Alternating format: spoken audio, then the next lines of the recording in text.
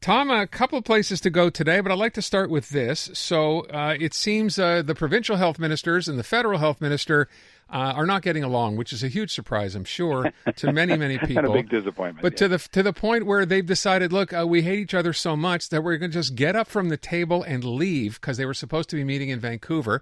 Francois Legault was asked about this today. Take a listen to what he said.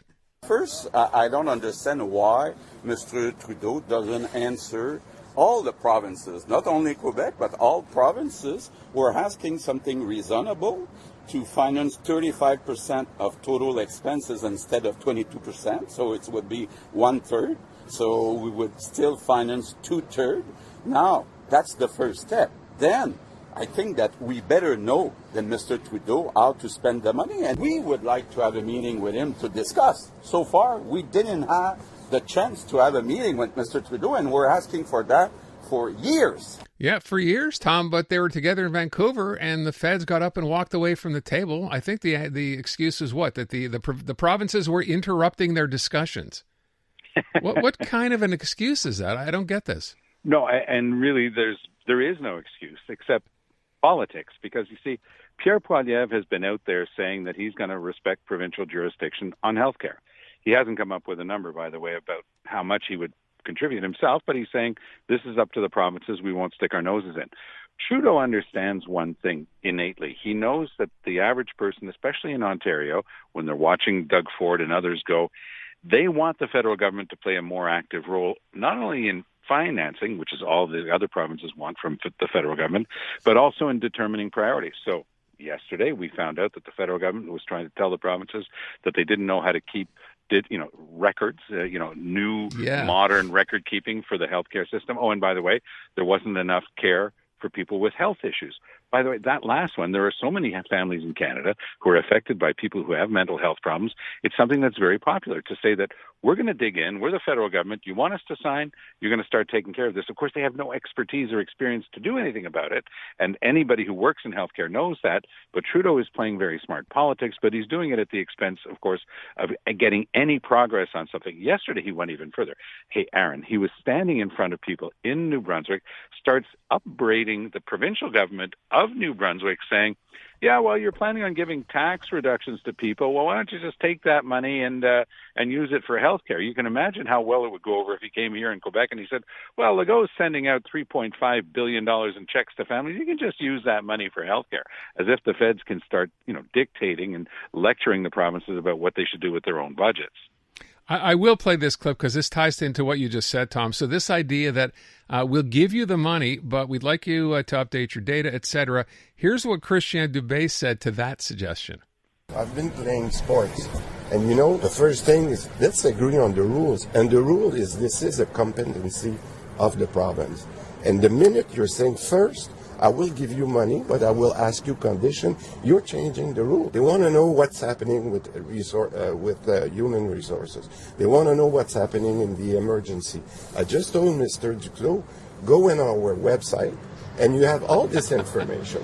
So you don't need additional data. That's right, Tom. They just have to go. The feds have to go on the provincial website. It's all there. Well, he's right. Of course, Christian Dubé is right. And that's the joke of the federal government trying to stick its nose into this stuff. But again, Trudeau is very smart on this. He knows exactly what type of game he's playing. He's setting it up, and the provinces are pushing hard now for a meeting between the premiers and Trudeau loves these watch me moments. He just gets to say, look, one of the favorite expressions of his dad was, I'm not going to be the head waiter for the provinces.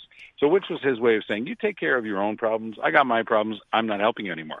But what Trudeau is forgetting, and he darn well knows, but he's not talking about it. When the deal was made 50 years ago, this was a good moment for Canada.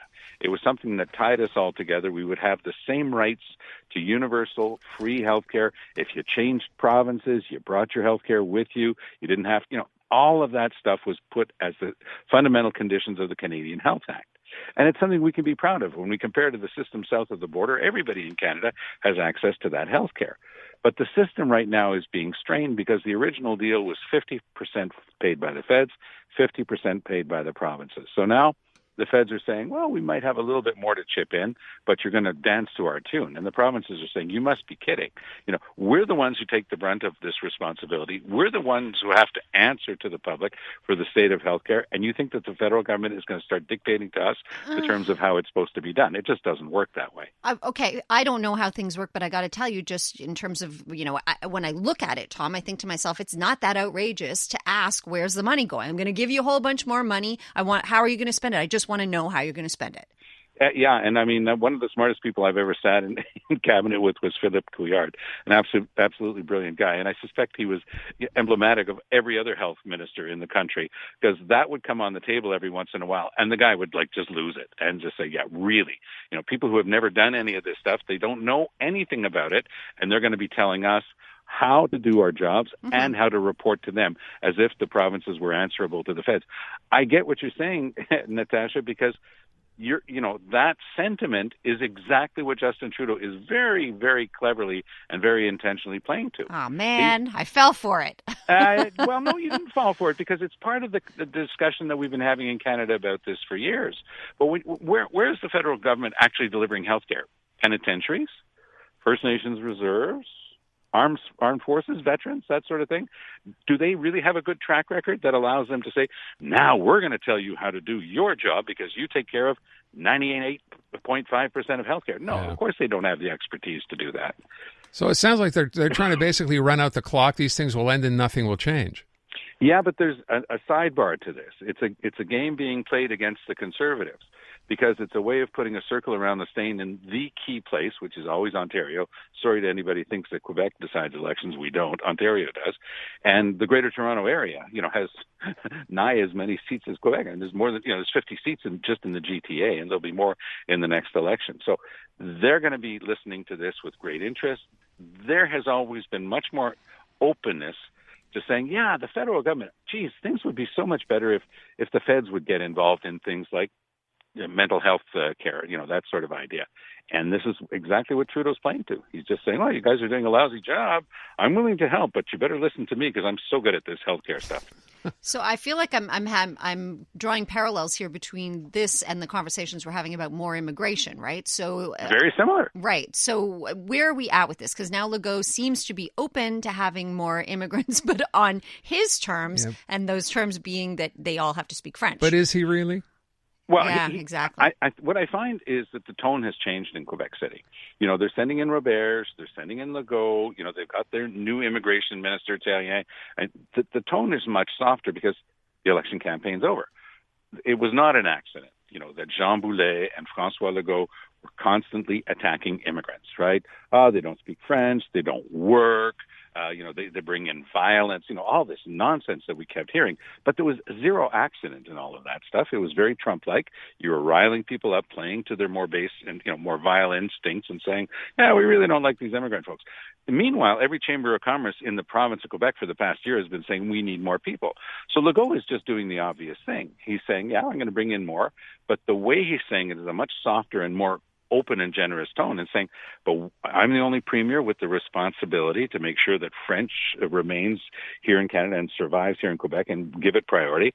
And it's very hard to disagree with that basic notion. So as long as Legault keeps playing it that softer way and shows openness, because every Chamber of the Commerce in the province of Quebec wants more immigrants, then I think he's going to be able to pull it off. And the feds, Mr. Trudeau, again, he plays a game. He says, oh, well, we'll help you with more immigrants, but he always forgets about the second part. But I think that Legault's starting to win that argument. As you describe this, I can't help but think to myself, isn't he playing the exact same game that the feds are playing with healthcare? He's saying, I'll consider more immigrants, but you got to give me this, which is the same thing they're saying with healthcare. Well, we need this if we're going to give you more money. It's the same thing. Yeah, it's always been... Leandre Dion, Stéphane Dion's father, used to always call that, knife at the throat federalism, where it's a threat against a threat. Sure, it's always going to be part and parcel of our way of doing business with each other. So before we let you go, I'd love to know your thoughts on Justin Trudeau appearing on Canada's Drag Race, because it seems to be causing a bit of a hullabaloo. Well, hullabaloo, but, good on Justin Trudeau. There's Agreed. So much discrimination against LGBTQ people in Canada. I know that people are going to complain about it. He's the head of our government. What's he doing on that show? But, for those of us, I've been to dozens of pride parades across the country. And I understand, that there's so much discrimination that still goes on. I think that for Mr. Trudeau to be showing the way and showing that openness is a really good thing. And politics is never far behind, because he's going to be drawing a distinction between him and the Conservative premiers or contenders for Prime Minister who would never do something like that. So he's going to let them complain, but he knows he's doing this, one, for the right reason that I just described, and two, for his base and for the next election. I'm glad we have to wrap it up here. I thought you were going to, when you said, Tom, I've been to plenty, and I thought drag bars was what you were going to go to next. Maybe. They're so fun. They're a lot of fun, yes. That's after the parade. You can't have a better time than Tom Mulcair, back tomorrow morning with Andrew Carter at about 7:40. Thank you, Tom.